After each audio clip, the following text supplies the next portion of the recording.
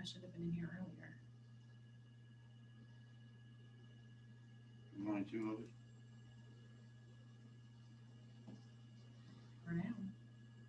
Hey, Gidget, you the only one?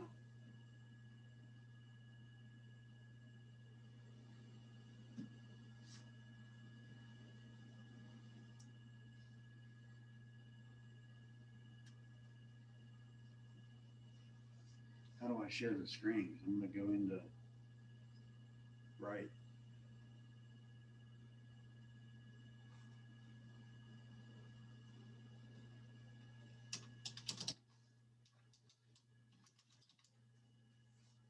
You might have to.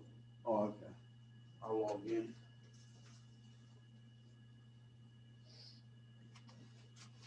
All right, I think I got it now. Hey, Gidget. Hey, how are y'all? Good, how are you? Good. We were in another meeting. I'm sorry we're running late. That's okay. It took me a little bit to even get this whole thing downloaded. I was like, I don't even know. Well, Lenny's, he went to get his sign on, and we will be starting here momentarily. Anyone else coming on today? I don't know. I'm gonna jump on Facebook and just remind people. Oh, okay. So you might have a few stragglers pop in. Do you want to put your bright sign on in there?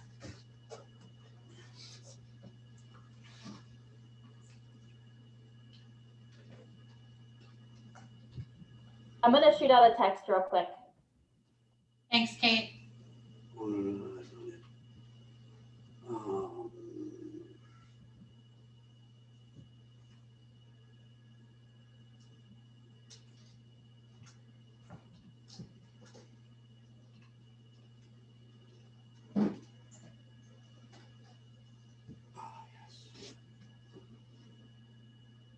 Yeah.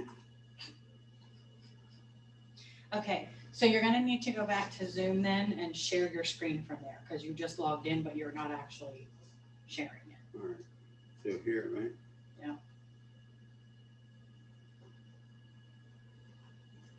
And then Share screen.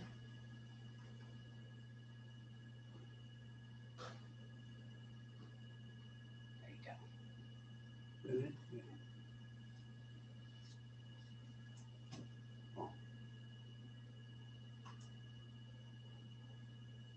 go. All right.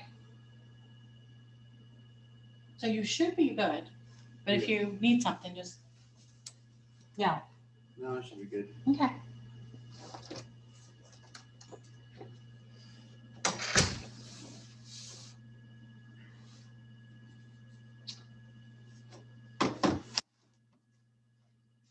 If I can add that.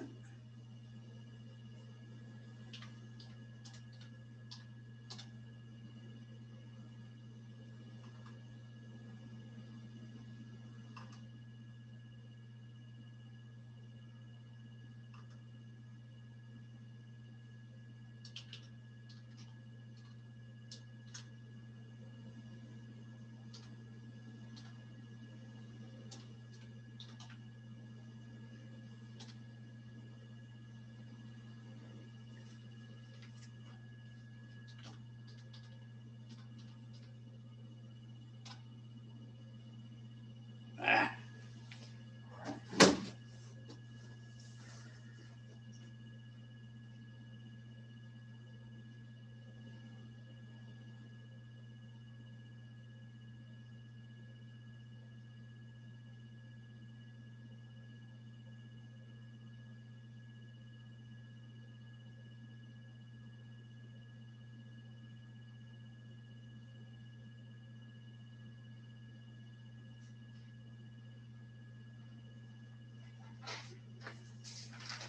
Can you see that screen, Gidget? Does it say RPR? Yep, we can see it. Yeah. Mm-hmm. Lenny, about how long does this class last? Well, if I pick up the right keyboard, it shouldn't take real long. Okay. I got to go to Eastern Panhandle today to do that Central lock thing. Yeah. And with you being the only person on so far, we should be I think okay. someone else joined us, did they? No? I think Shelley? I'm Charlie's on here. on here too. Who? Sally.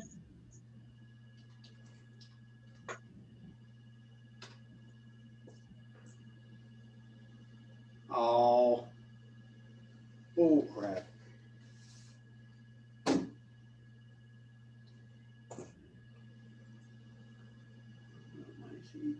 MyCTV.net.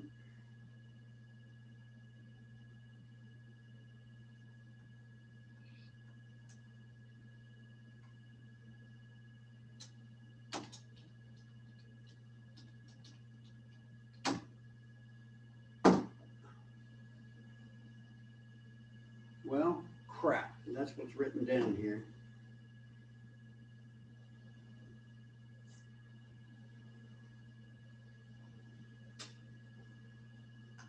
Try this.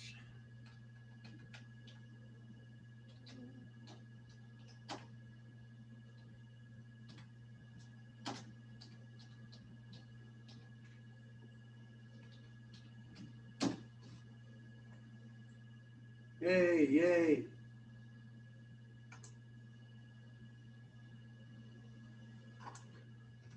All right.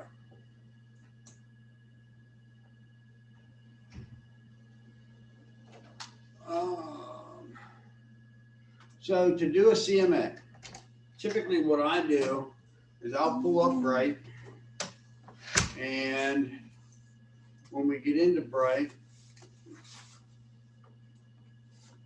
we're going to go into search for homes. So you may want to follow along on your own Bright if you want to, or just watch as we go through and take notes.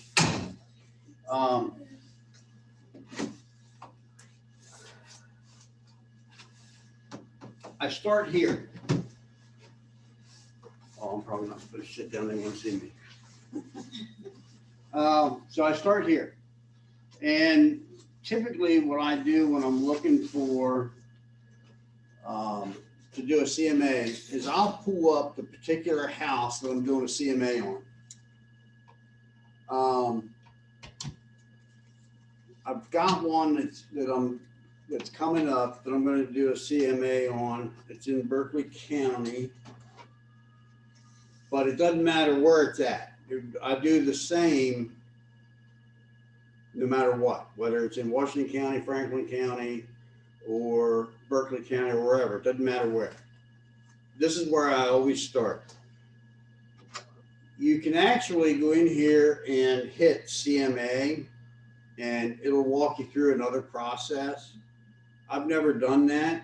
I've always either based the process off of square footage, price per square footage, in similar homes. Some people like to get real technical with it because there's ways that you can, if you do the CMA through Bright, there's ways that you can add for granite countertops, subtract for the half bath that was ripped out, and things like that. I'm not an appraiser, so I don't do any of that. What I do is I look in the neighborhood to see what the properties are selling for and what they have sold for. And I know that if they're going to look in a certain neighborhood, they might look in a neighboring neighborhood. And that's what I base it off of. Okay. So when I do that, in order to do it, is I'll put in the criteria of the property and where it's located. So I'll add, and for this particular one, it's going to be Berkeley County.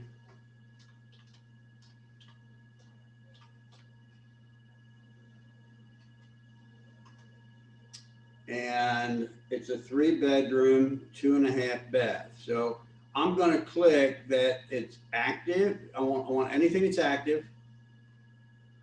I want anything that's pending, and I want everything that's closed. And I'll leave it at the 6 months to see the number of properties that I get first. Okay. Then I'm going to put down that it's 3 bedrooms, or more, and that it's 2 bathrooms or more.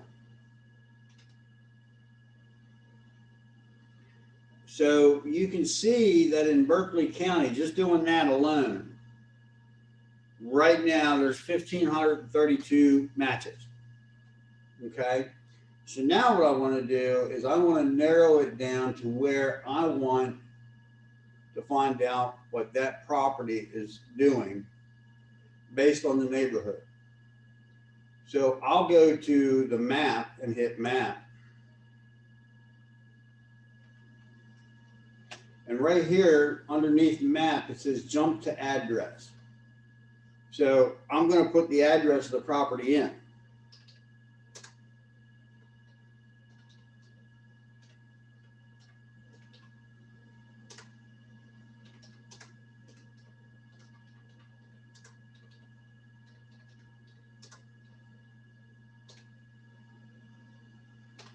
And it's going to take me to that neighborhood. And there you see that neighborhood. Okay, it's in Brookfield. So knowing that it's in Brookfield,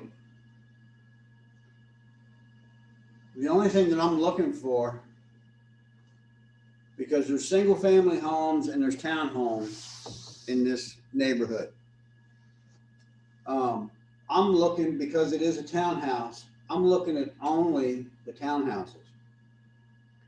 So I'll use my little thingy up here. I don't know what they call it. So I just call it a thingy. And I'll click on that and I will draw a radius around that neighborhood.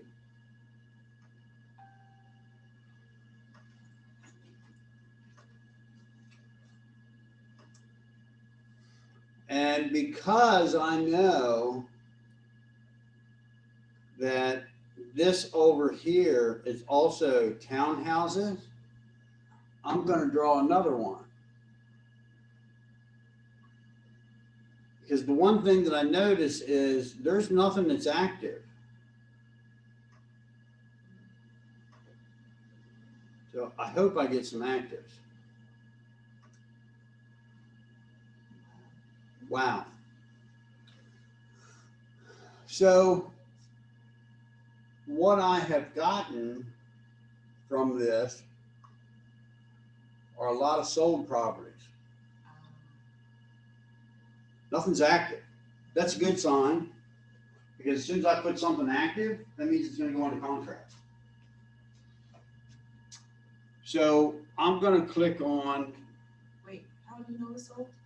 Is it Because they're red. Okay. So I'm going to click on save, because I want to save that. Then I'm going to go back to actions. What color will the active one look? Green. Color? Green?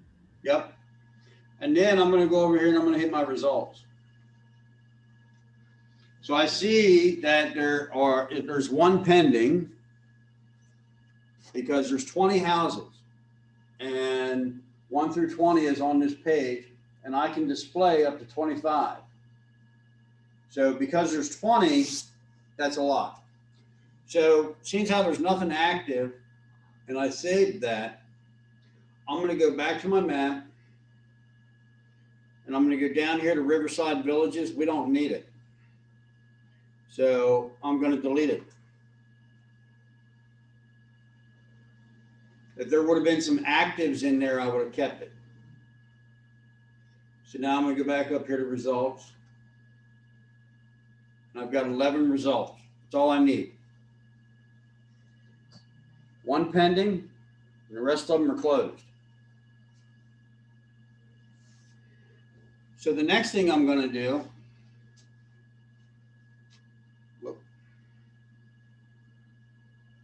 is I'm going to check on all these. And down here, there's a place called CMA. And I'm going to hit CMA. Now, for those of you who have not set up the documents in your CMA yet, this is where you're going to end up doing that, okay? So you're going to want to put in the person's name, and their email address that you're doing this for, okay? And you'll fill this in. Put their email address in, all that good stuff. Once you're done doing that,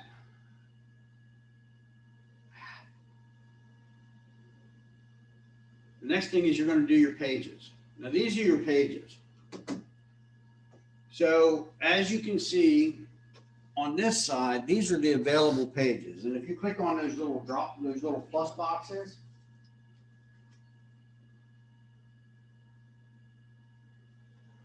it'll open up which ones you want to use. Okay? Because there's a lot of different options that you can use. You can choose any of these that you want. And I recommend that you go through, pick the ones you like and pick the ones you want. Okay? I have actually already done that. And the ones that I have selected are here.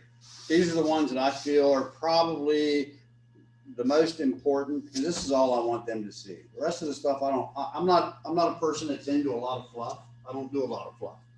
Okay? Some people like to do fluff because it fills time. I just kind of get straight to the point. So this is what I've used. Once you have your pages that you're going to select into here, then you can go on and hit subject. So now what we're going to do is we're going to look for the property that I'm listing. So I'm going to go to search for a cross property listing to autofill from. And I'll click on that. Now, because I know it's not currently active, it wasn't recently sold, but it did sell at some point, I'm going to go down to where my closed is, and I'm going to remove the days.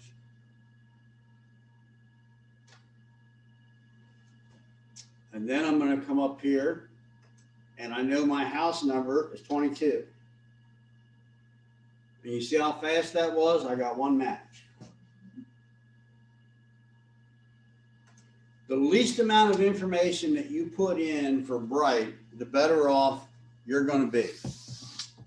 So there's my listing that I'm going to use as the subject property. I'm going to check it, and I'm going to fill from selected. And there it is. Already has the picture on there for you. So it looks like you went out and did your job. And you didn't go anywhere but to the computer. And the nice thing is all the information will be filled out because you put your seller's name in there. It's all going to be on there. Okay. So that's my subject property.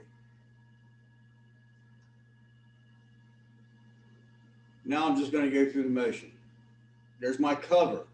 I'll put their name, and their name will, because you already put the contact in there, their name will usually already be filled in for you, along with the address. If not, then you can just fill this information in, okay? Your information is going to be down here, and that's what it's going to look like on the report. Here's your comparable properties. Remember those 11 that it pulled over? You're going to check that. And then you can go move into adjustments. Here's your adjustments. This is where you're going to add or subtract different things. Now, it shows you that the average seller concession in this neighborhood is $4,100. How do they get that? Because these are all the seller concessions that have been given up. Okay. I don't do anything with this page. This is where a lot of people like to act like they're an appraiser. And they're going to say, well, I need to add $4,000 for granite countertops, or I need to subtract $10,000 because it doesn't have a garage. I don't get into all that. I don't do any of that. And you'll be surprised at how close I'm going to be no matter what. So then comes the pricing. Now, if all the tax information is in there the way that It should be, and you'll find on some of them, it will automatically generate a price. This one didn't automatically generate the price. One, because it's West Virginia, so not all the tax records are available. Only some of them are. But you can see that the properties that have sold, the comparables are a low of 169, a high of 410. I can guarantee you that wasn't a townhouse. Okay. As much as we wanted it to be a townhouse, that's not a townhouse. In Adams County, Pennsylvania, yeah, that's a townhouse. So if you get somebody calls you and they want to see a townhouse in Adams County, Pennsylvania, yeah, go. This is the average price, and then that's the median price in that neighborhood. So far everybody's on track, right? Any questions so far? All right, this is where it gets tricky, because now we're going to finish. And I always go down here and hit View CMA.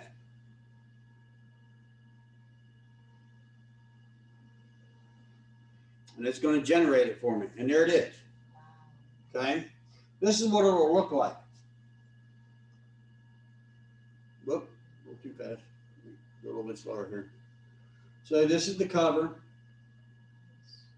That's the summary of the properties that have sold and the one that's pending. And look, the one that was pending is listed at 200,000 even. So then we come down, and this is the one, this is the subject property, okay? That's the one we're doing the CMA for. This one is the one that's pending, and there's only one pending. And that's the one that's at 200,000. These two are closed. These three are closed. Whoop. These three are closed.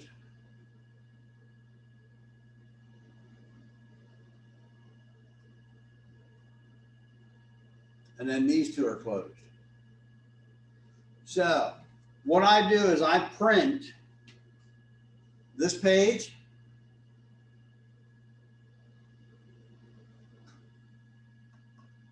this page, this page, and this page, along with this one.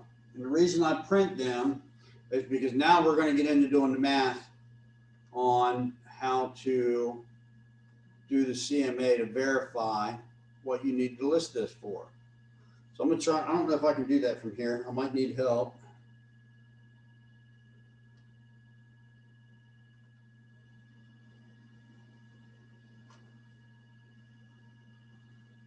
Oh, shoot. No, it's taking each one away.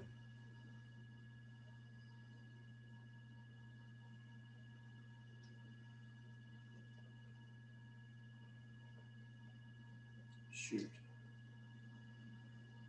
Shift. All right, so it's not going to let me do it. So I print those pages. Once these pages are printed out, what I do now is I do a couple different things. So let's go back to this page.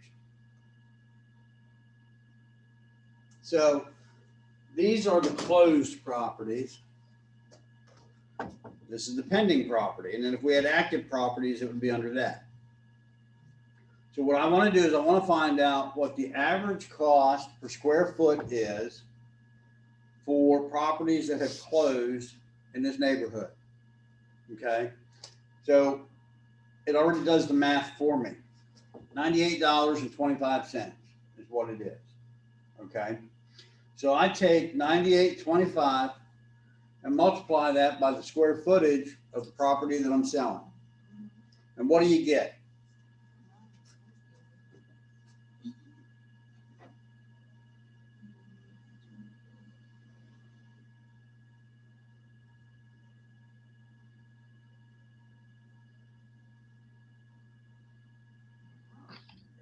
I got 243,463.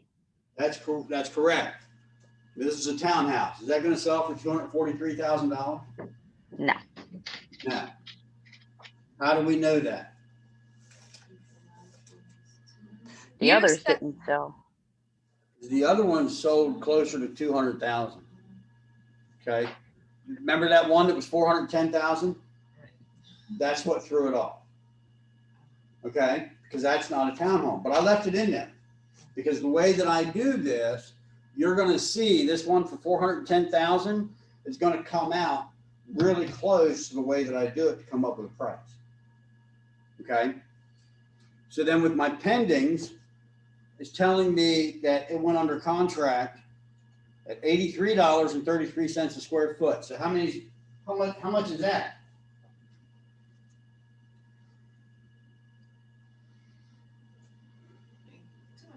You said I'm clear back to where you divided the square foot, the average square foot by what, this price, did you say?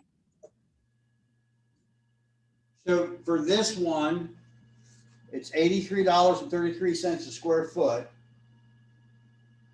And you multiply that by the square footage of the house, of the subject property, which is 2,478 square feet. And what do you get? 206,491. That's correct. So how does that sound for this property? Pretty good? A lot better. So I write those numbers down on my paper because I printed these out. Remember, so I write it down. I'll write this one up here at 246,000. I'll write this one here at 206,000. Now what I'm going to do is we're going to go back to school and learn how to do math because math always knows the answer. So what I do from this point forward is this. You're going to need your calculator and take good notes on this. So this property is pending. We only have one. So that makes it nice, makes it easy.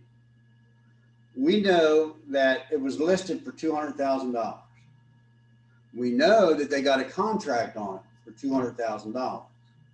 What we don't know is if they had to give up any seller concessions. And we also don't know if it sold for over the price or under the price. But that's okay. Because what I'm going to do is I'm going to take 200,000 and I'm going to divide that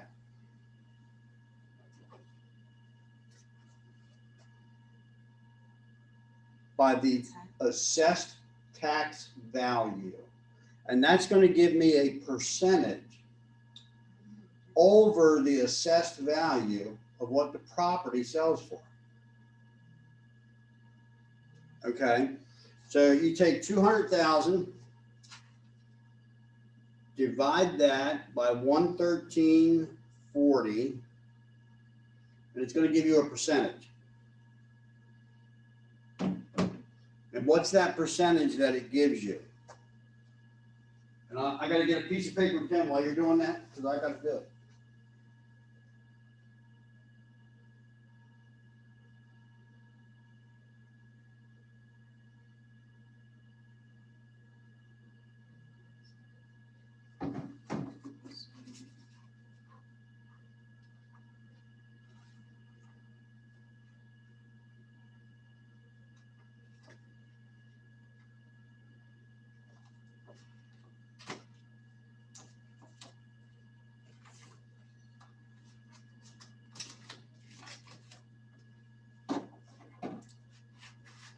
So what percentage did everybody get?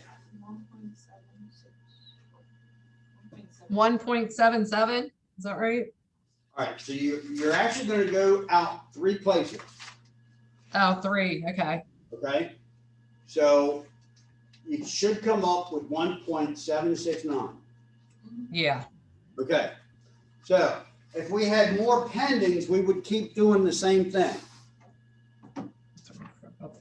And then we would divide that by the number of pendings that we have. So we only have 1 pending, so what is it? It's 1.769. So now what we're gonna do, we're gonna go to the properties that sold. So the next one that sold for $199,900.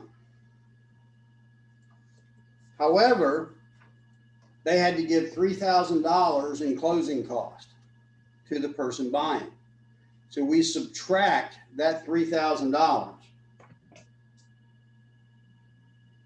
and we come up with $196,900. Okay, you follow me so far? Now we're going to divide it by 109,860.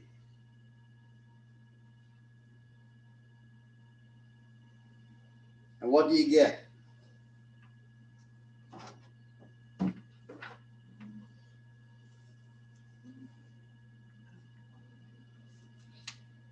$178.4. Nope, did something wrong. All right, hold on. So you said the one, oh, because I didn't do 9. Okay.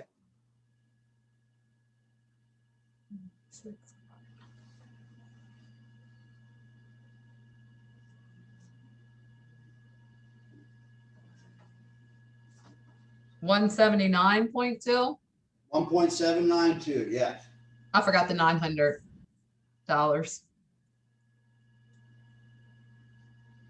Everybody with me so far? 199,900 divided by 109. No, it's 199,900. Right.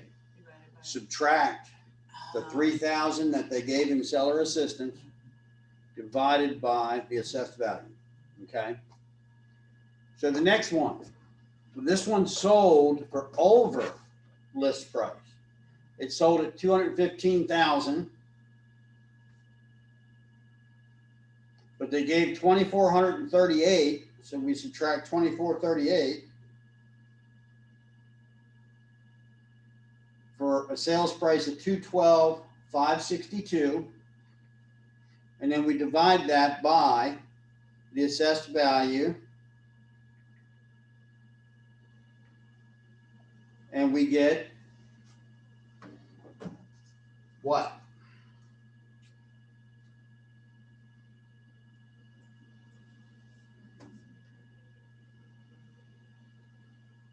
I have 190.77 Yeah, or it's 78. it's rounded. 1.907.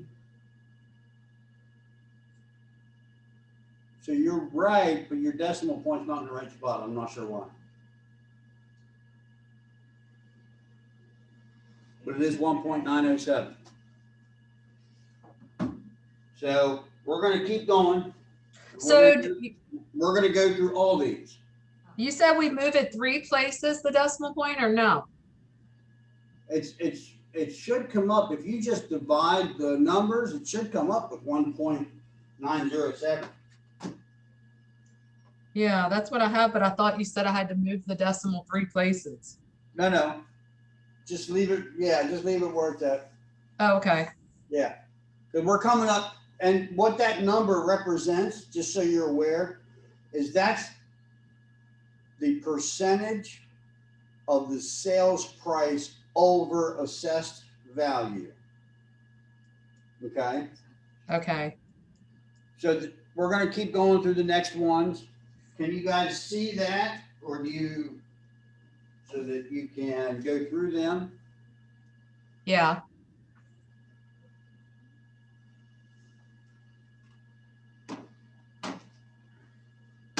So that way we can just kind of go through them and write down our numbers, and then we should all have the same numbers.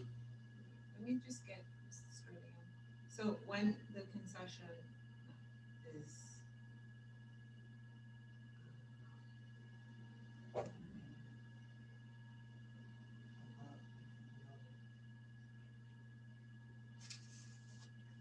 So well, I'll go through all of them with you.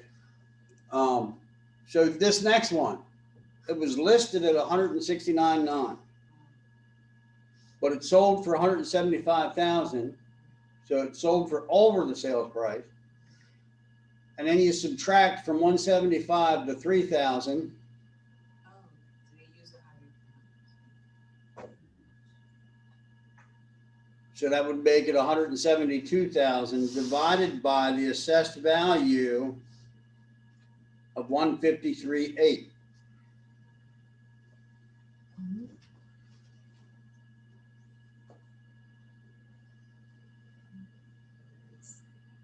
Which should give you 1.118% over assessed value. Which one are you on? This very first one, So it's the 160 minus 4,171, right? now it's 175. Because this is the closed price. This was the list price. And this. Oh, is you're in the middle one. Yeah, that's the closed price. Okay. Yeah. And then you subtract the 3,000. Oh, I wasn't on that one. I did the one before that one. That's okay. I was like, what? Where are we at?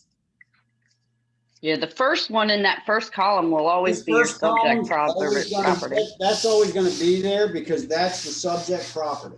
Oh, okay. I didn't, I Okay. missed that you said that part. Okay. And this was back in 2016 when they bought it. Okay. I didn't know. I can't see the picture of what it is on that one. I can only see all the numbers. That's good. I don't want you to see pictures. Okay. Well, Right. then I didn't know that first one was the one that we were looking at, because I thought, okay, that must be And another yeah, one. that's my fault. I should have said ignore this one. Go to this one. Okay. Always ignore the first one. We're doing Always the next. ignore the first one. We're always doing Okay. only 3 on each page. Okay. Gotcha now. And then the second one, we're going to keep doing the same thing. Okay. 2%? The second. I'll say here in a second. 167 So it's 169.9. Oh, I forgot the 9. Subtract 2,000, which is 167.9 divided by 83.1. Well, that assessment's really low, isn't it? Yeah. So that does come up to 2.020. How does a house get sold for so much of the tax assessment is sold? It's going to average out. We're going to average it out, and you'll see. Now, this is the one thing that's really nice about this one.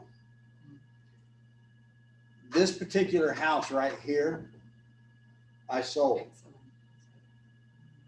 Oh, excellent condition. Yeah. And I sold it for 2% over the assessed value versus the rest of the neighborhood. Wait till you see the rest of the neighborhood.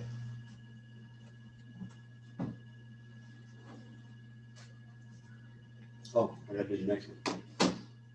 1, 2, 3, 4.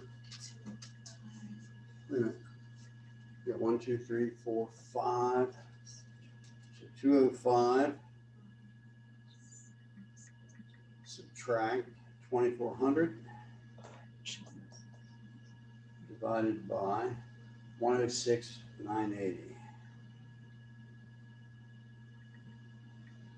1.893. So you don't round off anything with the percentage? No. Not yet. We'll get there. And then we're going to go to the next 3 and do the same thing.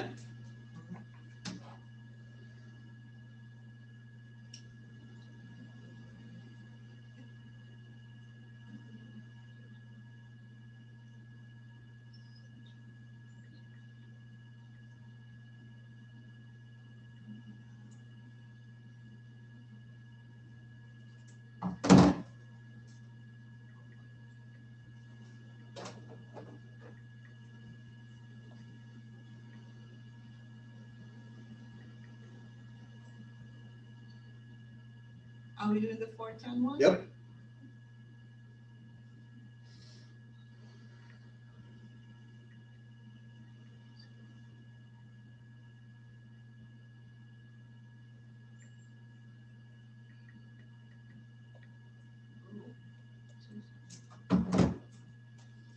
See why I had to do that one? Yeah. The math doesn't lie, does it?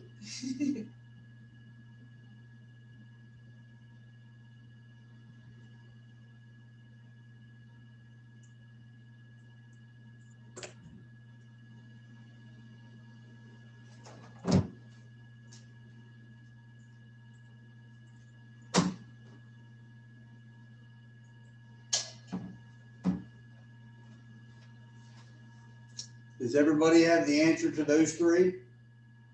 Yeah, I do.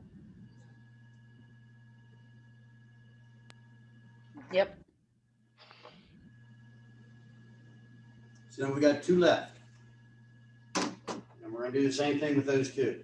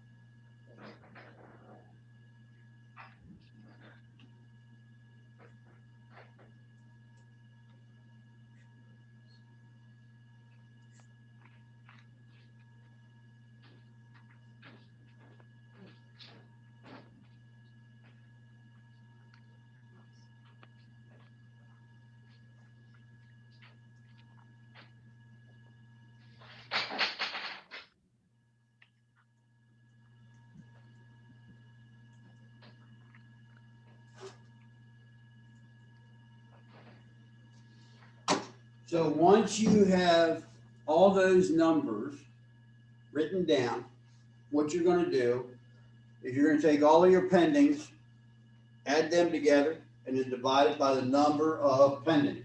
So we only had one, so we know that that's 1.769. Now we're gonna take the other 10 and add them together. So once you have them all added together, and I did the math for you, it comes to 17.794. And there's 10 properties that close. So you have to divide that by 10. So what that tells me is that neighborhood, everything in that neighborhood, including that $410,000 house, sells for roughly 1.779% over the assessed value. So it doesn't matter what the house looks like. It doesn't matter what's in the house. All that matters is what's selling in that neighborhood and how much over the assessed value. Now, you're going to come across properties where it's not in a neighborhood. It's in a surrounding area. I will do the exact same thing. And I will use a radius area to come up with, and I always want at least 3 sold at minimum. The more that I have that is sold, the better off we are. So we know that at 1.779% over the assessed value, where should we list this house? So the assessed value of this house is $101,100.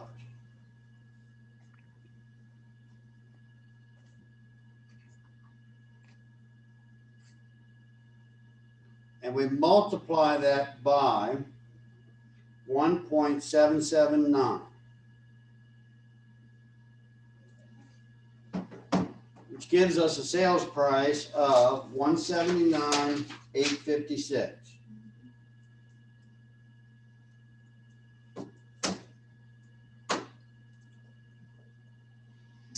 Out of the pendings,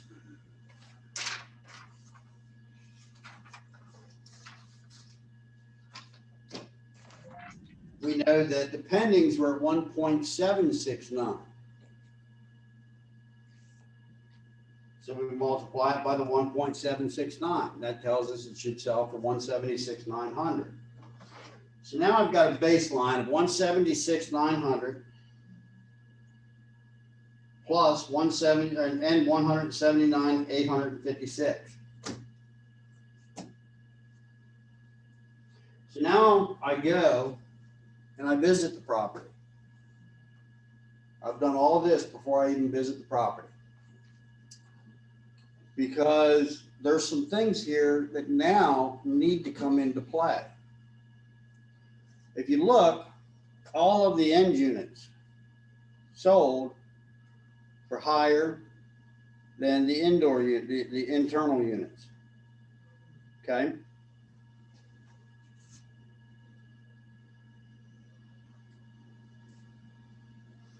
Same thing. End unit, 192. Internal unit, 189.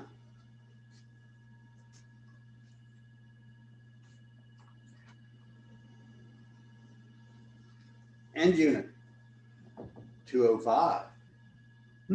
Wait a minute. There's nothing active. Maybe we can get more than 179.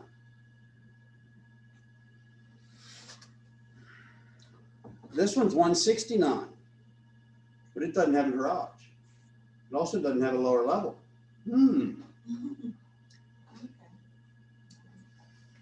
This one, 175. It's kind of like the one we're selling. And it sold at 175.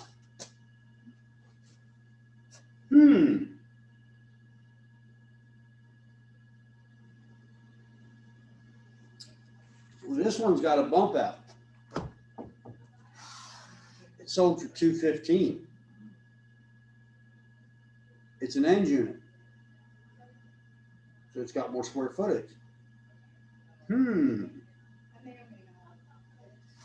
This one's an end unit. It sold for 199.9. This one's not an end unit, and it's got a bump out, and it sold for 200,000.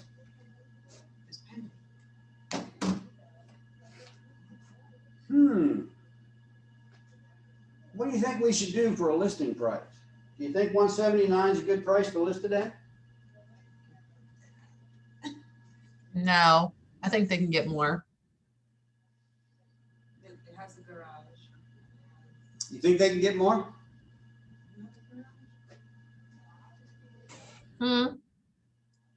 Let's take a look at some things here. Now remember, I've been to this property. I mean, I think that it's close. I mean, but with nothing on the market right now, do you ever take any of that into consideration? I do. Okay. So what's the square footage difference? You don't look at the square footage difference? Well, remember when we were up here Oh, yeah, we did multiply. and we looked at the one that was pending, and we said, $83.33 per square foot for what's pending in the neighborhood. 98, we know, is way too much, because an appraiser's never going to give us $98 a square foot when Right. all the other ones were less than $98 a square foot. So at $83 a square foot, it's not an end unit. That's telling me $206,000. So we're somewhere between 179 and 206. So now I go to the property. and I look at some things. This property is gonna be listed based on the fact that there's no other active listings in the neighborhood right now. Based on the fact that the end units are getting 200,000 plus. This property, unlike some of the others, has no deck on the back of it. Hmm. So I have to take that into consideration too.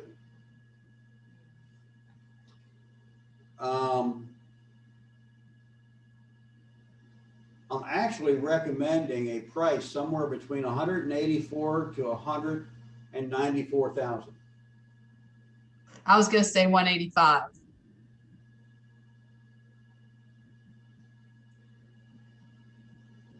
So when you do the math, you're going to be really close to where you should be listing that property at. So I knew going in that if they were going to ask for more than 179,000, I already knew that they were not going to be able to ask for much more than 190,000, 199,000. So we're actually going to list it at 189. We will probably get multiple offers on it. And when we get to multiple offers on it, this property, because it's not an end unit, I do not believe will appraise for more than $200,000. That was a rental unit. They were renting that out when we got back from Florida. That was a rental because my daughter lived across the street in another rental. So I remember that one. No, it wasn't that one. They've owned this one for a couple of years. The 22 Streamside.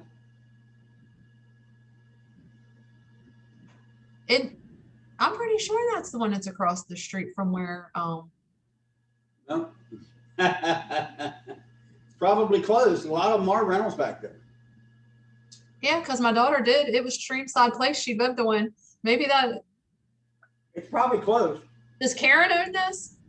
No. Yeah, okay. Huh.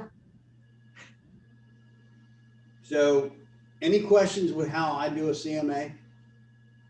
It's very detailed, which is good. The thing is, the math. I like it. I like that way. The math is never wrong. Right.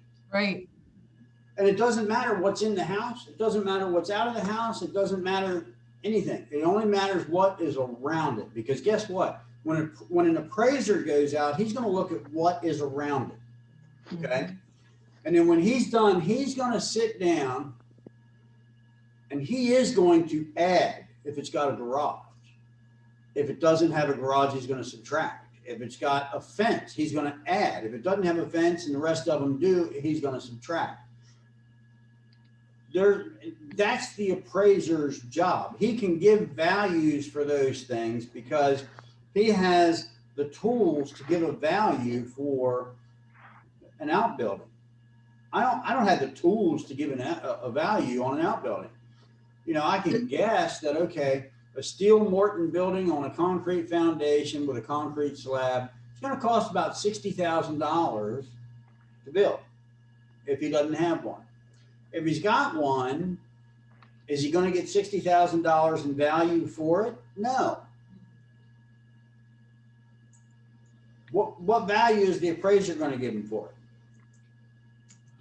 I can guess, and I can tell you just based off of the ones that I've seen in the past, he's maybe going to give it $15,000 to $20,000, and that's it. Mm-hmm. So Did this house have a fence around the backyard? nope. Oh, now when you're out, do you consider any of that, like the fence or the deck, or do you give them a little bit towards that when you go out to their homes? It depends on the property Okay. and how much of it's there, and whether or not permits have been pulled. Okay. How about condition? Like, let's say you went there and the house stunk and it was dirty. How And would I'm you base your price? Then I'm probably going to stick to my guns and say, we're probably not going to get much more than 179 for it. Okay. Yeah. Just go to the lower end. And also, like, let's say there was 20 properties that closed. Are you gonna use all 20, or do you set like a max that you're gonna use for your comps? Nope, I use my area. So if there's 20 of them that sold, I'm gonna use 20. Okay.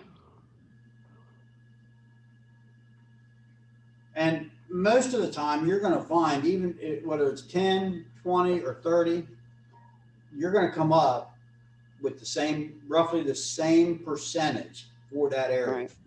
I mean, you see how we just did that and how it broke down? And that's why it was important, that $410,000 home. What was the percentage over the assessed value on that one? I think it was actually less than the townhouses. It was.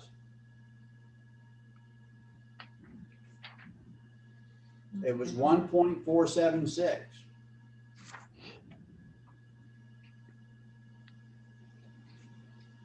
Why So I didn't follow along with that one. So we did the actual house itself that you're gonna list. We came up with the percentage on that one, right?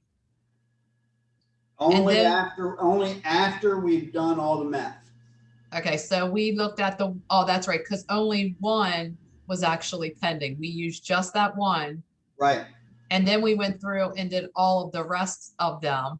right, all the And sold. then we took that answer, divided by how many was in that, right? To come up with one number for that and one number for the pending one in the area. And that was just to kind of compare to make sure we were still in the same ballpark, right? Correct. Okay, and then you took that, then in the end, we took what was that price that we used, that we times that 101,000? What was that number? That's the assessed value of the property that we're selling. Okay,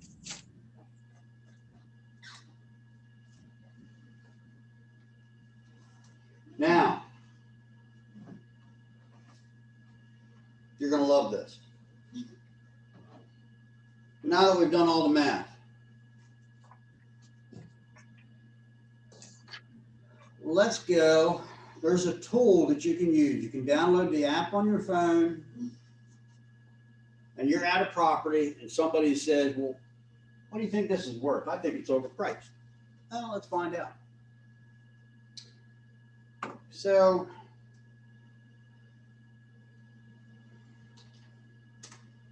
you just happen to be at 22 Streamside Place in Falling Waters. So you pull this up on your app, and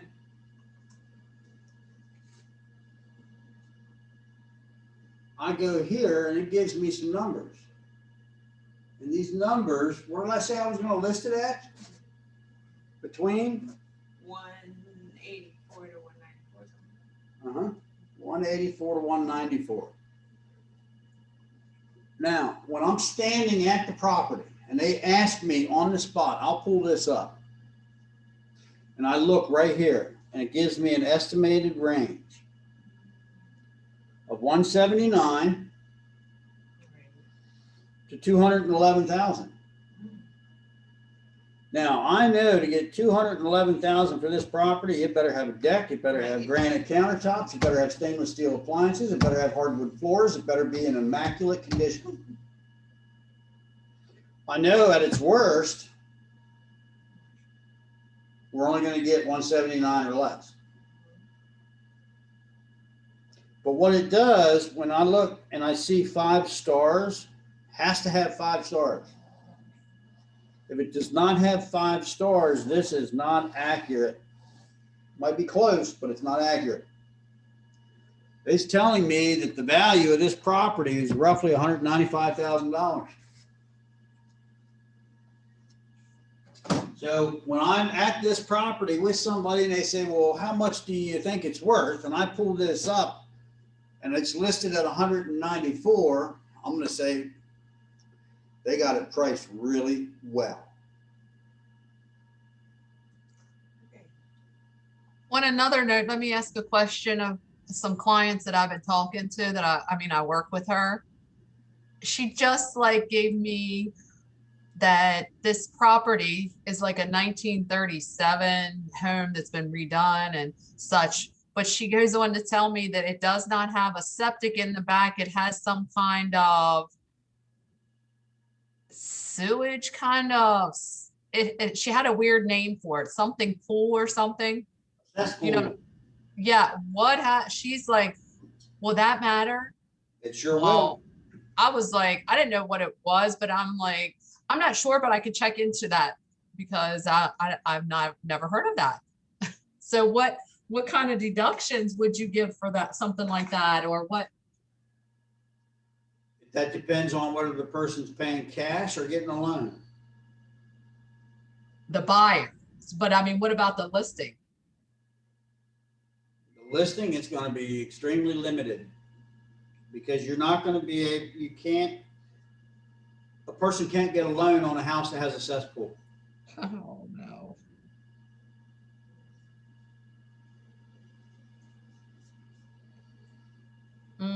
Just threw a wrench into that one, huh? Yeah, because she's got her heart set on moving out of here in the spring. They're painting and such like that. Yeah, they might want to spend 20 grand on a septic system before they do. She said she didn't want to do that. She didn't want to put any money into. Do you get back that money? Nope. You can't even get a rehab loan to put a new septic in. Really? Yep. Because So basically, she's going to have struggles. she's going to have a big struggle. It's going to have to be a cash buyer. Yeah, I was gonna say, then she's only limited to people with cash. Yep. And that's going to be hard. So, Yeah. So even if you sold it as is? Yep. so the suggestions to her is she has to get a septic tank or septic. I would strongly encourage them to look at getting a septic system put in or hooking to public sewer if available. Because a cesspool limits the availability of funding from banks. Might be able to do it conventional, but it's going to depend on the lender. Same thing with a cistern. If you come across a house that has a cistern. Now, Yeah. The difference with a cistern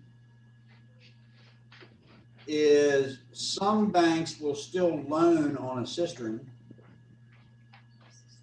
if it's common for the area.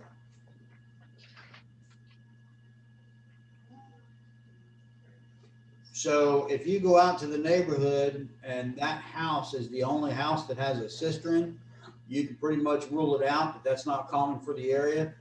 They need to invest in a well or public water. If you go out to the neighborhood and find out that every house in the neighborhood has a cistern, you can probably get a bank to do it. If you go out to a neighborhood and find out that every single house in the neighborhood has a cesspool, you're still in the same problem. Why won't they lend for that? Isn't a cesspool just basically where it's just draining in the field? A cesspool is a hole that was hand dug, Yeah. solids to be pushed to, and contaminate the surrounding areas around it. That's it. Oh, shoot. Basically like if an outhouse was just sitting there, right? That's right. Because it's most likely when they are on a cesspool, they probably have a well and they're probably pulling the water table from the cesspool. Kind of makes you want to think about what you're drinking, don't it? Lordy. So I need to break the news that it's going to be hard for people to get a loan. Yep. And that she's going to have a cash buyer or put this system in her house for 20 grand. Maybe able to get it done cheaper. I mean, and there's, if it, I mean, she said her payoff when it's like, she, you know, people like those kind of older homes because it has a lot of character. And she said that she only owes about 100,000. And how long did she get a loan on it? I don't know. I'd have to check on that part with her. I'd find out how long she's owned the property. Yeah, because she said she's got like 100,000 or something to Because pay it's it off. probably been in the last, I'm trying to think, probably the last 6 or 7 years that banks have really cracked down. I think she's had it for a while, so I'm sure. When they see cesspool, that's it, you're done. Oh gosh. No one lends to people with that, huh? No one. There's not a big pool for it, that's for sure.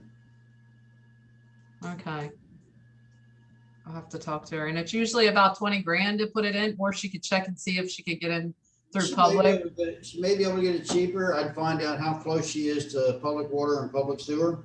She's in there next to the oh gosh, the graveyard out there near the state police department. What's that? Graveyard by the state police. Yeah, what's that one out there near the state police department? By the Hagerstown Walmart and stuff.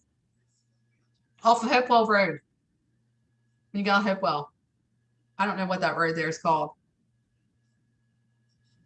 Off of Hopewell. When you go down Hopewell and come out there into the West End.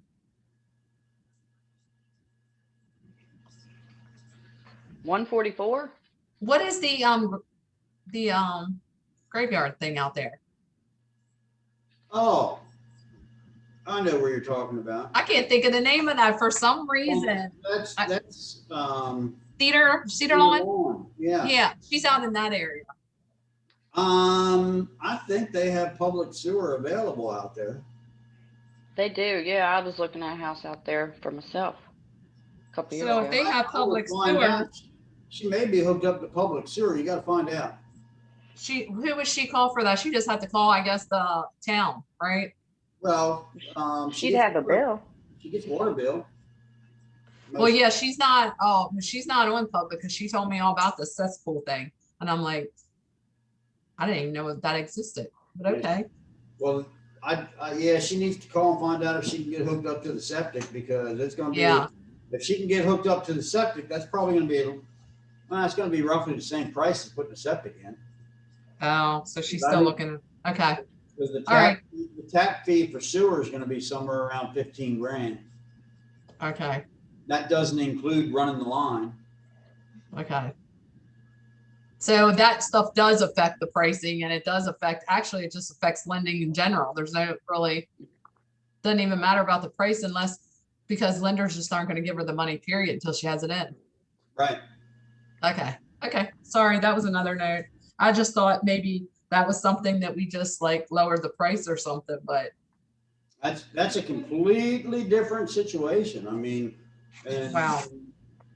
you know, hey, be glad that the governor vetoed the back systems for Washington County and Frederick County and all that. Because otherwise, the back system, which was the septic system, the best alternative technology for septic systems, Mm-hmm. they were running people between $25,000 to $35,000 to have installed. Wow. So now she can get away with just a regular septic, but she's going to have to find out if the land will perk. And if it won't perk, then she's got another issue. And she's better off, especially in Cedar Lawn, go ahead and, if at all possible, get the sewer hooked up. Yeah. Okay. I'll talk to her about it. That's going to be an ugly conversation. Yeah, I know. And she was worried about it, but me not knowing what it was, I didn't like give her the ins and outs for her to worry. So I was kind of like, I think you'll be fine. But, you know, I didn't really know a whole lot about it. Now I'm going to have to give her the news because she really wants to sell and move out of there. Yeah. Everybody does. I don't know why. She just, well, for her, I think the laundry's in the basement still, and she has some health conditions with the steps. So Yep. it's been a problem. She said she loves the house. It's just because it has a lot of character from those ages, you know? What? I'd find out what kind of loan she has on it. Yeah, okay. So you recommend we get this app, right? Oh, yeah. It's the NARRPR. See, no cost. And you can use that for, you know, if, because a lot of times you're gonna find as you're showing people houses, they're gonna say, oh, what do you think it's worth? Well, without doing the math, I don't know.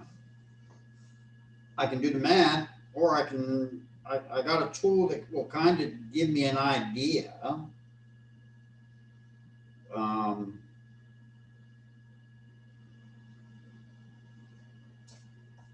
And that gives us an idea. And it just goes to show that we are so close on that house. And I know we're going to get multiple offers on it. Oh, yeah. And it's the only one in that neighborhood. Actually, I've got 2 coming up in that neighborhood. So when they both hit, they're going to go. Townhomes Yep. How with did a phone. I mean, how did you get, I mean, I know you're known in the business, but. They're actually referrals from past clients. So Lenny, can you go back to what reports you have? Like, I was trying to document that when you did it. So when you did all this in the very beginning, you did the cover sheet with border one that you did the pluses with and brought over to even get this report going. Yeah, let me show you. Because I seen it was like summary. There was a couple of them. I was trying to write them down as you had them because I don't. When you get in here, if you're not really familiar, it gets confusing with these. It does. And that's why I said you might, this page here, you might want to open these up or what you might want to do is just take and you can click on all of them. Uh-huh. Okay. And put them over here and then just look at it. But this is what I have. I have the cover sheet with the border. I've got a summary of the comparable properties. I have what they call the 4-up listing report, a 4-up public record report, because sometimes you're going to need that, and I'll show you why. And then I've got a comparable overview, and then it goes into a discussion of the importance of pricing it correctly and setting the price. And then I want to drive home the fact that if they're out of their mind and they want to really overprice it, the pitfalls of overpricing it, and then what my recommendation is. The pricing recommendation. That's what I have in mind, and that's what you see as a finished product. Okay. Uh-huh. What's the 4-up and what's the 4? I'll show you the difference between the 4-up. But what does it mean?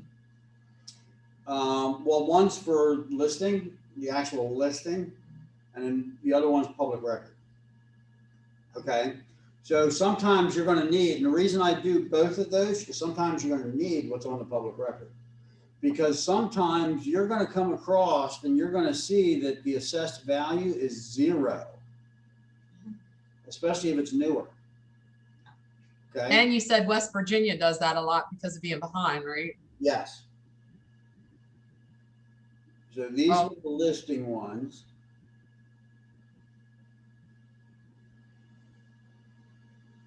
And So what did you do this with this is called the 4-up listing report. Okay. Okay. So the 4 is the 4 properties. So that would be the 3 that are sold, active, or pending, and the subject. Okay. The next one is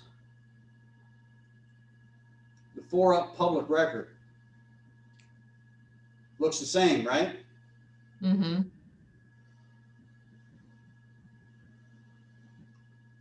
That's because we lucked out, and all of them had the assessed value.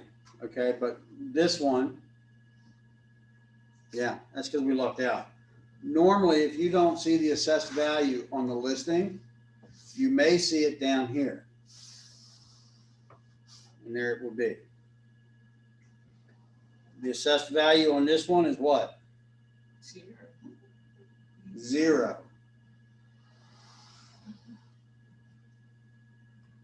So that's why I print both of them, because I want to try and, now, if some of them, both of them will still say 0. So then what I do is I start searching for the actual public record. And in Berkeley County and Jefferson County and Morgan County, you got to go to the sheriff's department, the sheriff's webpage to get the assessed values. You just got to dig deeper, and you'll need that. But this is the 4-up public record. It's the subject property along with the other properties. So this is only in West Virginia? Yeah, that's mainly West Virginia. Maryland usually has everything that you need.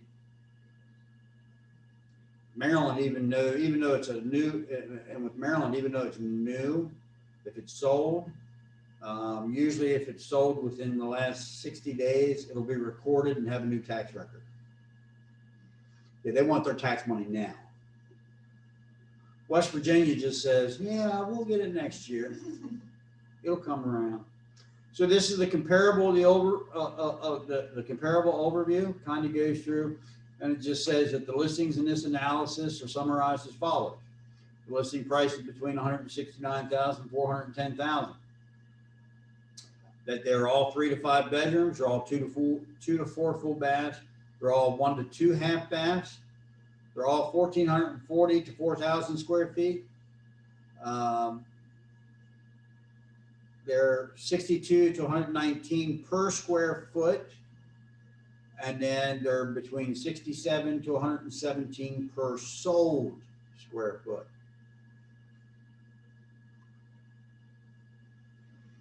Next page, the importance of pricing.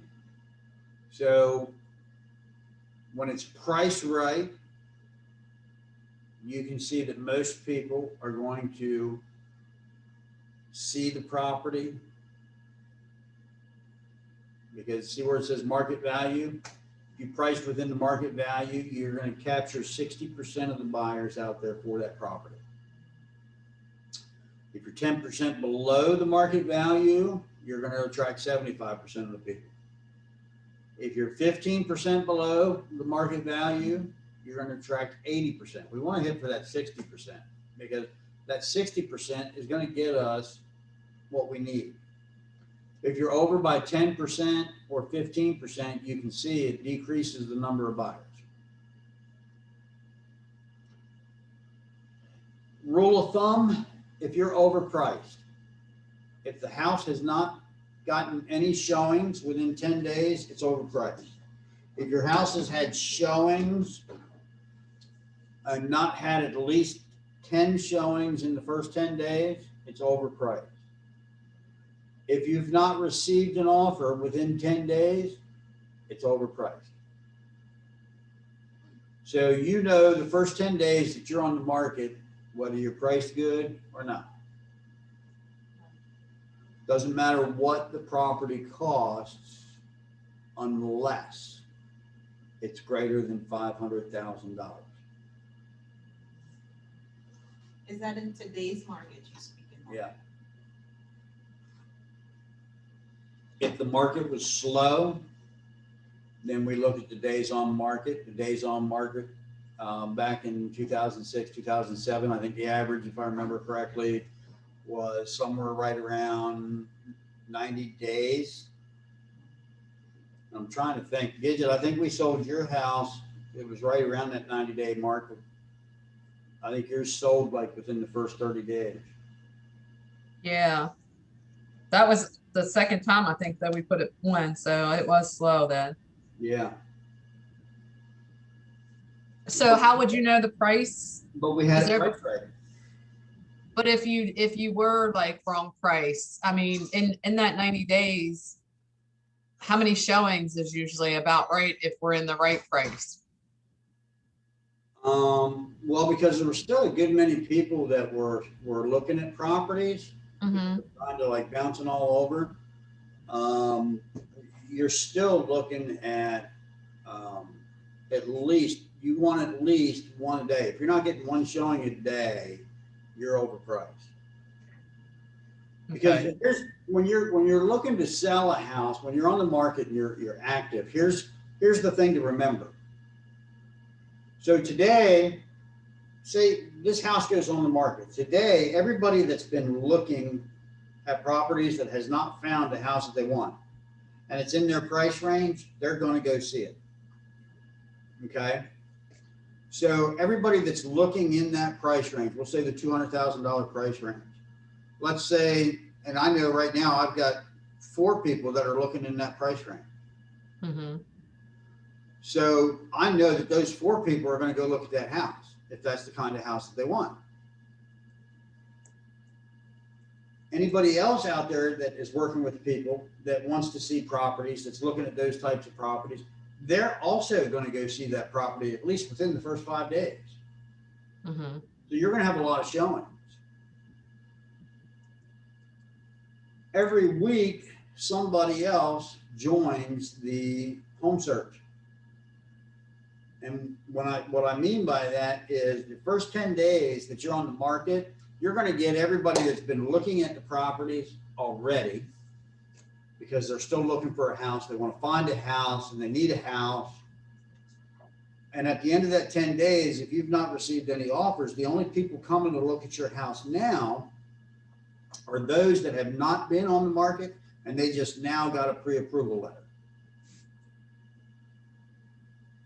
So you know you're overpriced then if no one's showing up. Yeah. So your pool of people have just gotten a lot smaller. Because now you're looking at maybe one or two showings a week because people are just now getting the listing because they just now started to search. Now, when you reduce the price on it, the people that were looking before that thought it was overpriced and didn't want to write an offer may come back and look at it again and decide whether or not to write an offer. How much do you drop it by? Increments, or what do you do? Well, and I always get the look like someone's looking at me with 2 heads, like I've got 2 heads. Uh-huh. Because rule of thumb is you need to drop it by 10%.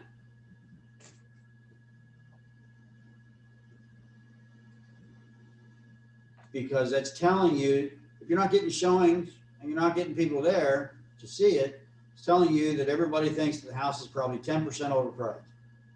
Okay. So if you have a house that's listed at $200,000 and you tell them that it's overpriced, you got to drop it by 10%. How much are you asking them to drop?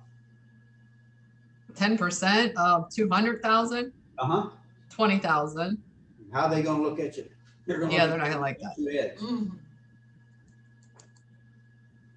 So typically what people do with price adjustments is they'll reduce it by at least $10,000. Yeah. Okay. So I mean, because you can always drop again, so, but you just don't want to get into that habit. You may have to drop it again. Yeah. Depending on the market and what we were seeing a lot of in 2006, 2007, what we were seeing a lot of was people had to drop by, which is why we saw a lot of short sales. Unfortunately, people had to drop their price by 45%.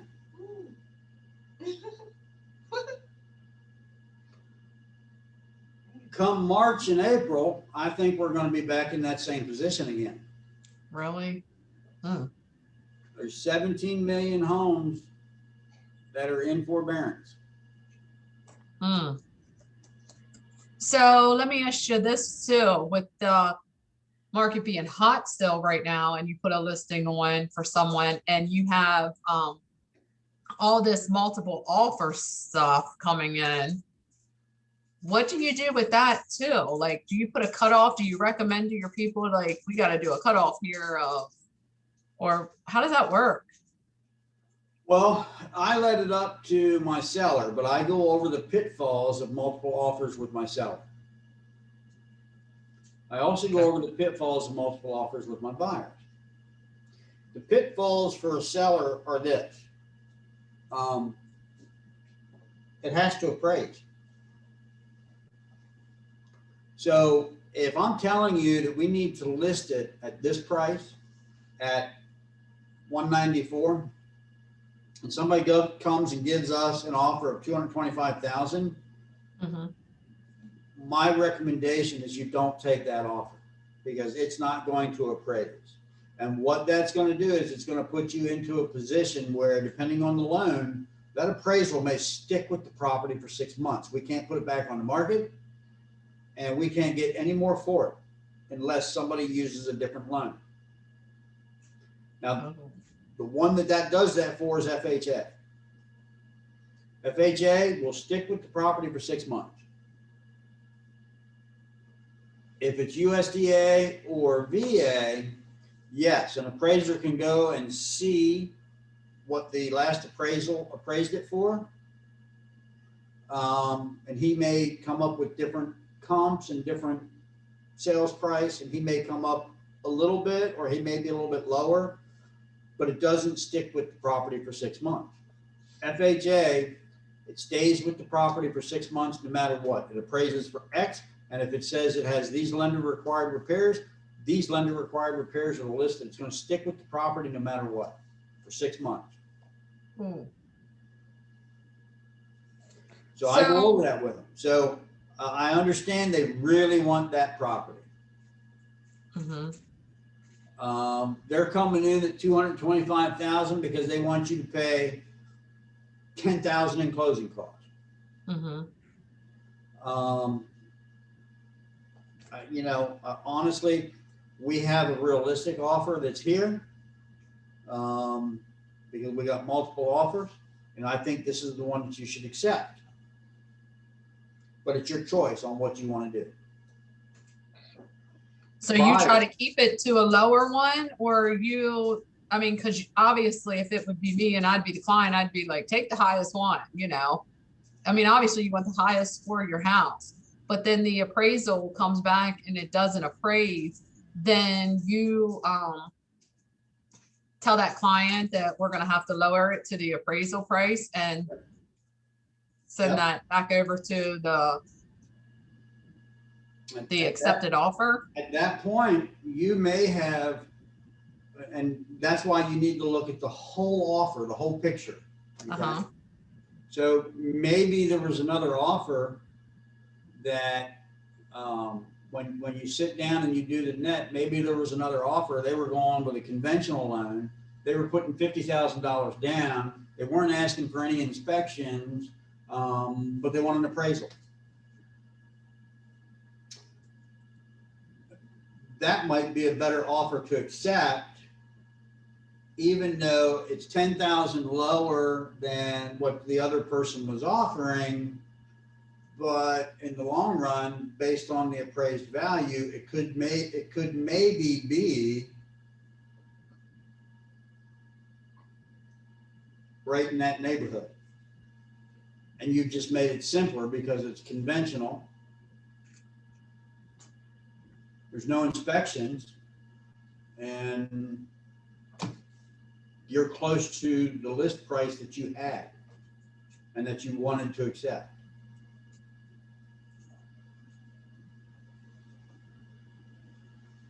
Hmm.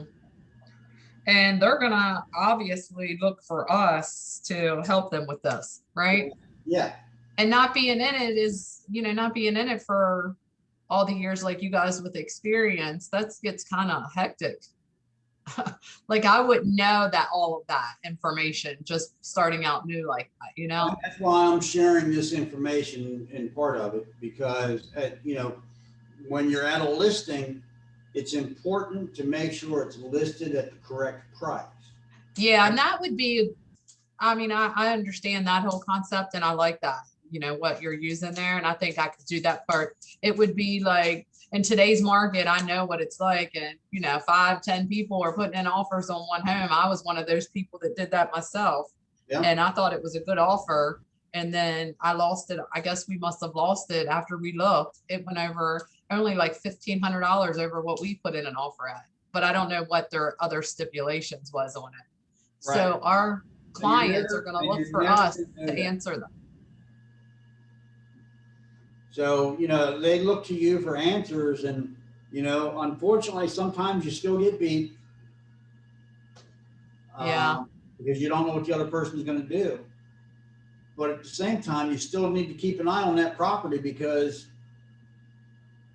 that appraisal could come back and say, Mm-hmm. And then that buyer, it can, maybe even fall through all that, right? exactly. Because Now, can they go back and, because so if that buyer falls through, they can go back and look at others? here's what the seller's looking at. They Okay. offered that. So if they don't have the extra cash to bring, no, I'm not lowering my price. Oh, yeah, if they don't have cash. Exactly. Oh. So they don't have to lower the price even though it comes back in an appraisal? Nope. Well, that would be kind of crazy. Huh.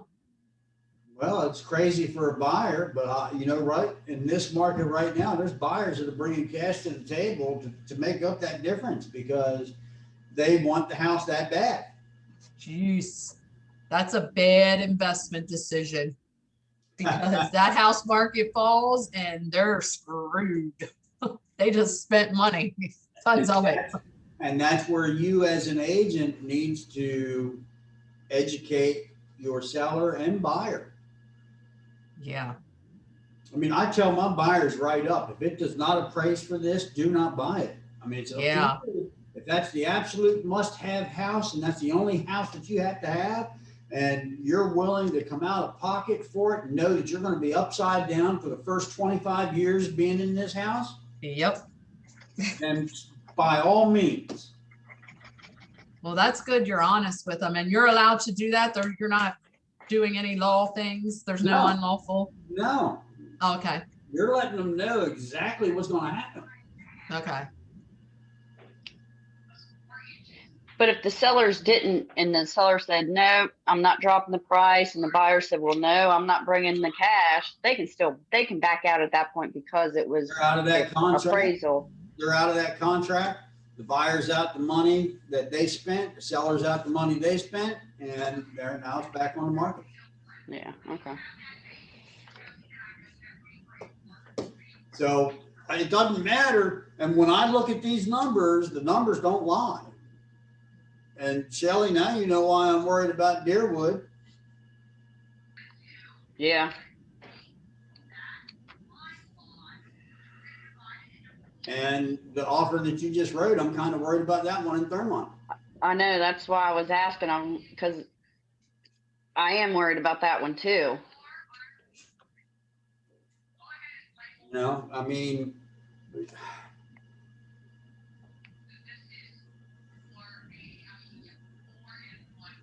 the appraiser, unfortunately, and the way one of my clients put it, they act like they're God. And they're the ones that have the say in everything. It doesn't matter what anybody else does. Yeah. And unfortunately, yep, he's right, because if the appraised value, which is a professional opinion by a licensed appraiser, that's what it is. So everybody think they can do a CMA and get fairly accurate? Yeah. Start practicing. And you said if I would have a West Virginia and I don't see anything for the assessment, you would just go to what site, like a sheriff? Yeah, I Googled the Berkeley County Sheriff's tax office, Okay. and you can usually find it in there.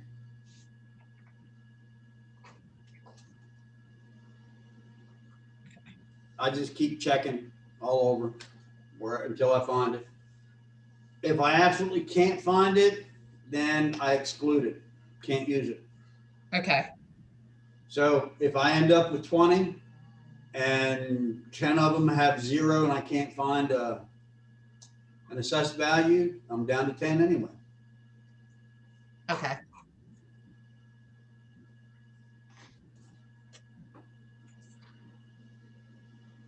So, and I do, when I do my CMAs, I do them completely different than anybody else. So the way that I just did that, you're gonna have, if you sit in on another class with somebody, a CMA, they may go over, well, I subtract this for that, and I do this for that, and that for this, and I do them completely different. The only other person that I know of that uses this method is the person that I actually learned it from. He was another Keller Williams agent. And then you print all of this and then you write or you type up a page of what you come up with for them? What I give to the client is all of this stuff. Uh-huh. And I'll put on the remarks section of it, because there's a place to put remarks. Okay. It will show up here, what I think they should list it for. Okay. And that is done. Let's see, where are we at here? I can close that one. Close that one. And, Yeah, I like this way a lot better than any other CMAs I've seen. and when I put it in here, this is where I put it. Under the suggested list price.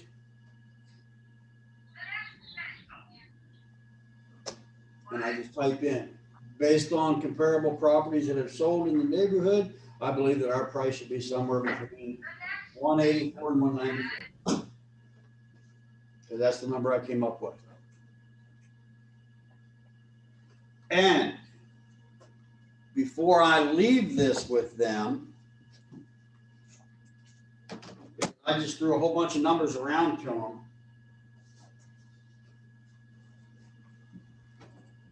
The question that I ask is, so are you ready to list the property, or do you want me to come back? Okay. And if they say, I need to come back, great. This goes with me. I don't leave it behind, Oh, okay. because that's what they're wanting to know, how much they can get for their house. Yeah, because they could put it on for sale by owner or something without you, right? And Since they have all. I don't leave this behind them because I threw out a whole bunch of different numbers to them. They don't really know which numbers I was aiming for Uh-huh. until we sign the listing agreement. So this is all before the listing? Because if they're not going to list it with me, really doesn't matter what I think it's worth, does it? Nope.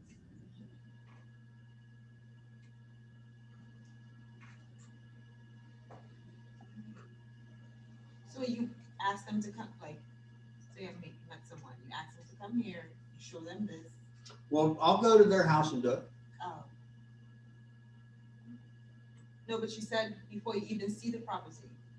I do all this before I even see the property. Remember, I said it doesn't matter what the property looks like. Doesn't matter what the property looks like until I get there to determine what I'm going to put as a price sticker on it. Because on this suggested list price, you're going to give them an open window. Yep. You're going to give them here's where I start and here's where I would only go to. Yep.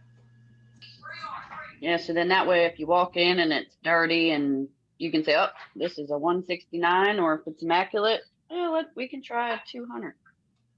Yep. Okay. But it doesn't really matter if they say, well, if they say something to the effect of, well, we got another agent coming to see what their thoughts are, then my response is, that's great. So what's the one thing that's keeping you from signing a listing agreement with me right now? Is it that agent coming to see you? Well, yeah, great. Then how about if I just call the agent and find out if they have a buyer for it? We can go ahead and sign the listing, let them know that, you know what, we've got it listed now. Go ahead and bring your buyer over. You have first dibs. Hey, there you go. Would that be satisfactory to you?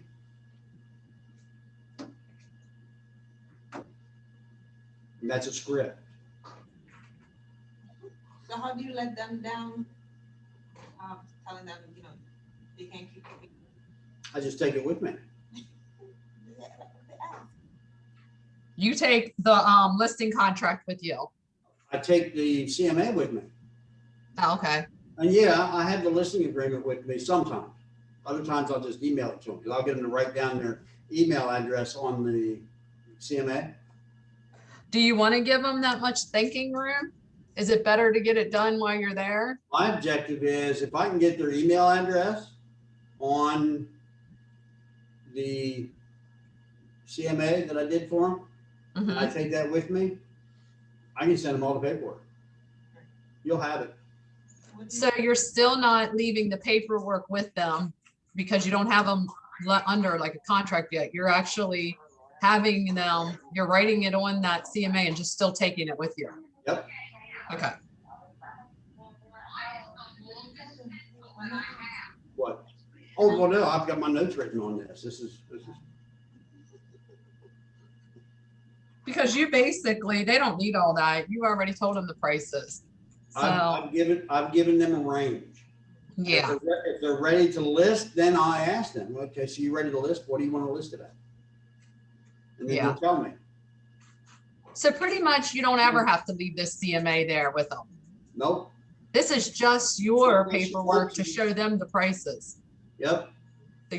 So you have backup information. Got it. That sounds good. This meeting with them is what you call, well. It's a listing presentation. Now, I have another listing presentation that I take with me too, depending on who it is. You know, if it's a referral client, I don't take that with me. I don't need it. They already know.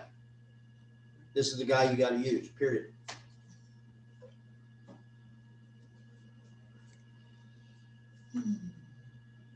Now, if it's a referral from like Veterans United or a referral network or Serva or something like that, I'll take the listing presentation with me along with the CMA. I still won't leave the CMA behind. And I know whether or not they're going to list with me or not when I'm there, based off of the questions. If they don't ask you, and here's the biggest telltale of all, if they don't ask you how much compensation you're asking, they're not listing with you anyway. They're listing with somebody else.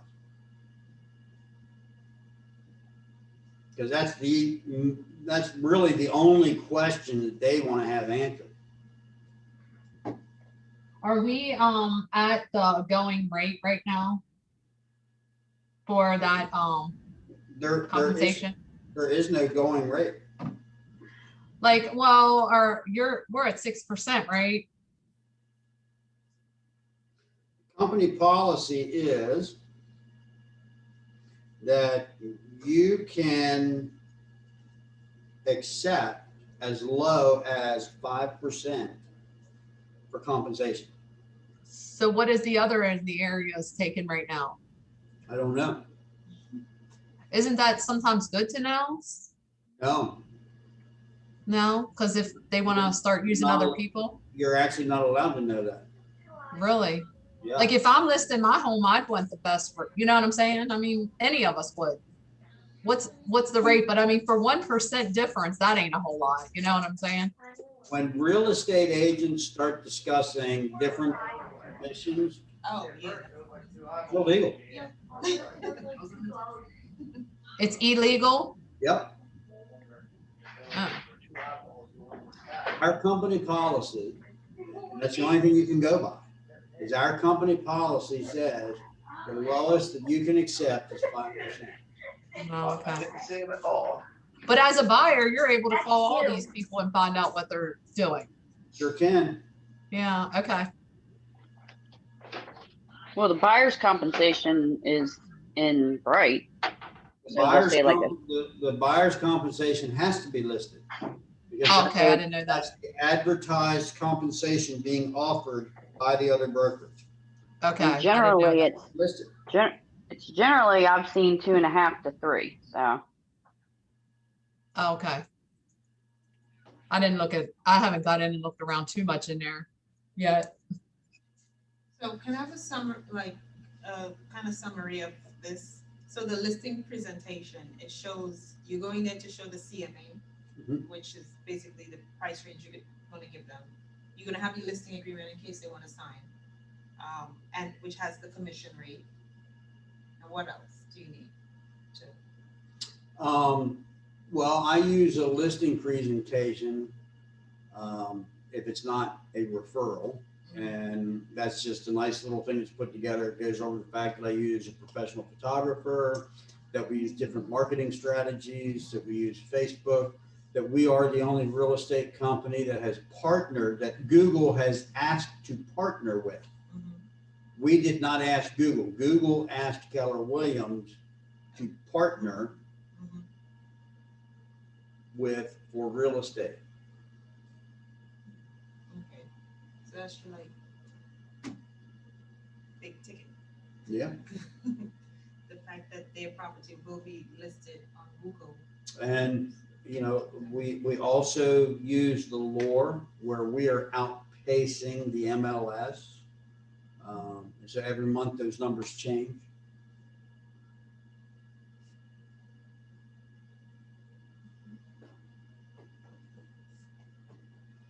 You know, and in the era of COVID, a lot of people are concerned with, well, is there going to be open houses and stuff like that? No, not so much. And when we're not in COVID and don't follow my lead on it, I rarely hold open houses because less than 1% of all homes sell because of an open house. You know, so when you see on HGTV, you got all these people going into this open house. It depends on the area that you live in. Right. You know, in this area, I can honestly say I've sat at many open houses, and I think the most that I've gotten into a house in any one given day was 5 people. Mm-hmm. I feel like what I've learned about the open house, I know on HGTV, I found out that all them open houses, it's family members because of all of it being on TV. They Yep. bring in their own family members, so it's all a gimmick when there. But wouldn't it be good just for other referrals? So not actually to sell the home, but to get yourself some referrals. I've never gotten referrals from open houses. So Okay. Yeah, I think a lot of people going in and looking anyway already have like a buyer's agent, Okay. at least to my belief. That's what I think. So I typically what I do is I have brokers open. Oh, yeah. Okay, and that's where I'm asking other agents to come in and view the property. And I'm reaching out to them and asking to come and view the property. And I usually give away either a $50 or $100 gift card, depending on what Okay. I want to do, to attract them there. I'll give them lunch and stuff like that. And what I want them to do is to view the property, tell me what they think about the property, tell me if it's overpriced, tell me, you know, what are they thinking? Come through here and look at it as if you're a buyer and you have a buyer. And the main reason I want them in there is because I got a buyer this is perfect for. Mm-hmm. And Right. they come back. And I have had more success with those than I have open houses. Mm-hmm.